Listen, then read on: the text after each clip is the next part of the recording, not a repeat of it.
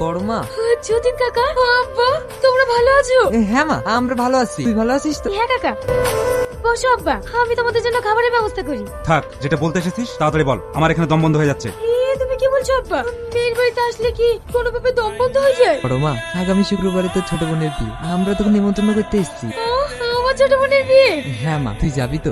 আমার ছোট বোনের বিয়ে আর আমি যাবো না? আমি তোকে যেটা বলতে বলেছি সেটা বল। মা, এই বিয়েতে শুধু তোর নিমন্ত্রণ থাকলো, জামাই বাবাজিকে নিয়ে যাস না।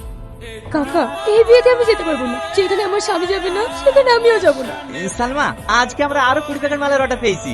আব্বা এসেছে, এটা আমাদের যতীন কাকা। ভালো আছেন আব্বা? ভালো আছেন কাকা? হ্যাঁ বা ভালো আছি। কি রে, আমাকে এখানে এইভাবে দাঁড়িয়ে রাখবি না যাবি? বাবু, বলছিলাম জামাই বাবাজি গেলে বা সমস্যা কি? কেন, কষ্ট হচ্ছে? ঠিক আছে, ওকেও যেতে বল। বড় মা, তোদের সমান নিমন্ত্রণ থাকলো, তোরা সবাই একসাথে যাবি। হ্যাঁ, আমরা আসি মা।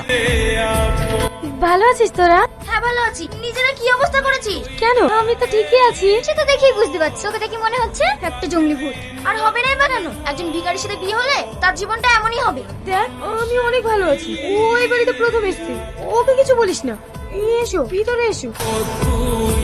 কি ব্যাপার, এখানে ভিখারিটার সাথে বসে আমাদের খেতে হবে নাকি? দেখো আজিজ, এটা হচ্ছে বাড়ি বড় জামাত, তোমার বড় ভাইরা। তাই চিৎকার না করে একসাথে বসে খেয়ে নাও। আব্বা, এই এত মিষ্টি, আমি সব খাবো। সি করলো কি এই ভিখারি বাচ্চা? বাবার কালে কোনো মিষ্টি খাসনি? দেখো অজিত, ও বাচ্চা তো, তাই ভুল করে ফেলিছে। কেন, মেয়ে জন্ম দিতে পেরেছিস আর খাওয়াতে পারিস না? খাবে কি করি? বাবার কালে এমন মিষ্টি কখনো চোখে দেখেছে? চল মা, আব্বু, আমি আরো মিষ্টি খাবো। আর মিষ্টি খেতে হবে না, চল। না, আমি মিষ্টি খাবো, আমি যাবো না। দেখ মা, এই এত দামি মিষ্টি আমাদের হজম হবে না, জেদ করিস না, চল। কি হলো, ও কাঁদছে কেন? আমি মিষ্টি খাবো। তুমি যখন টিফিন খেলে তখন ওকে মিষ্টি দাওনি? হ্যাঁ খেয়েছে, কিন্তু বেশি মিষ্টি খেলে তো পেটে যন্ত্রণা করবে। কাঁদিস নি মা, চল আমি তোকে মিষ্টি দিচ্ছি।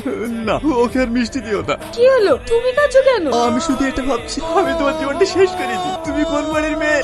আমি তোমার যোগ্যই না। হঠাৎ করে তুমি এসব বলছো কেন?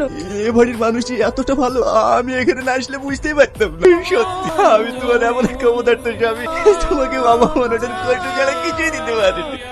তোর নিজেকে খুব অপরাধী মনে হচ্ছে। এই পাগল, আমার কিচ্ছু লাগবে না গো। আমি তোমায় পেয়ে অনেক খুশি।